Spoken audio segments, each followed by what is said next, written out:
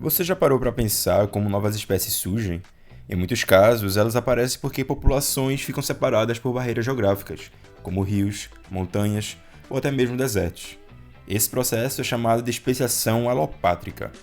Mas e se eu te dissesse que novas espécies também podem surgir mesmo quando os indivíduos continuam vivendo no mesmo lugar? Pois é, esse processo a gente chama de especiação simpátrica. E um dos principais mecanismos que torna isso possível, especialmente em plantas, é a poliploidia. Nesse vídeo, vamos entender como a poliploidia e a especiação simpátrica se relacionam e por que elas são tão importantes para a biodiversidade que conhecemos hoje. Bom, primeiramente, a poliploidia é uma condição genética em que um organismo possui mais de dois conjuntos completos de cromossomos. Por exemplo, enquanto nós, seres humanos, somos diploides, ou seja, temos dois conjuntos, um herdado da mãe e outro do pai, alguns seres vivos, principalmente plantas, podem ser triploides, configurados como 3N, tetraploides, 4N, hexaploides, 6N e assim por diante. Então a poliploidia pode surgir de duas formas principais. A autopoliploidia, que é quando os cromossomos extras vêm da mesma espécie, geralmente por um erro na meiose ou na duplicação do DNA, e também a alopoliploidia, que é quando ocorre o cruzamento entre duas espécies diferentes, seguido da duplicação cromossômica.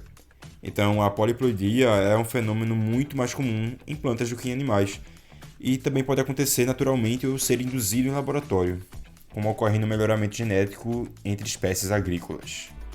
Então, entendido o que é poliploidia, agora vamos entender o que é a especiação simpátrica, que diferente da especiação alopátrica, aqui não tem separação física entre os indivíduos que vão se tornar espécies diferentes. Então, na verdade, eles continuam vivendo na mesma área geográfica, mas algo ocorre que impede que eles se reproduzam entre si.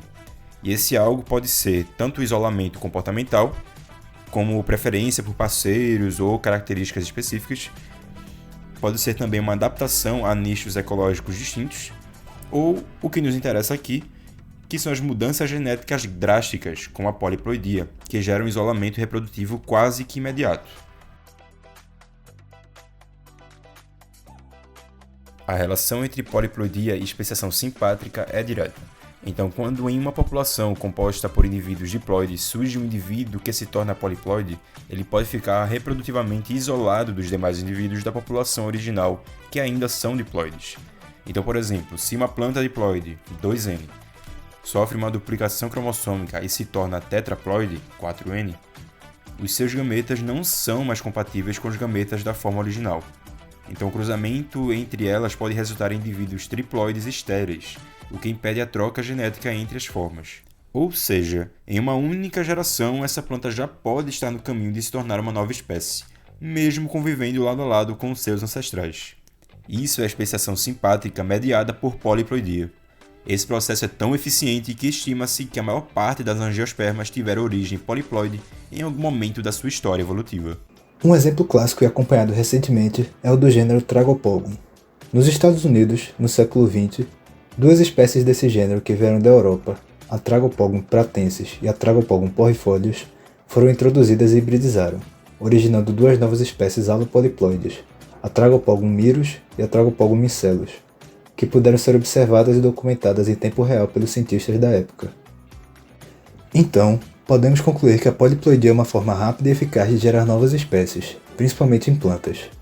E por causar isolamento reprodutivo, mesmo sem separação geográfica, ela é uma das principais formas de especiação simpátrica conhecidas.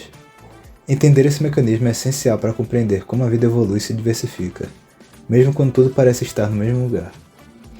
Obrigado por assistir o vídeo e até a próxima.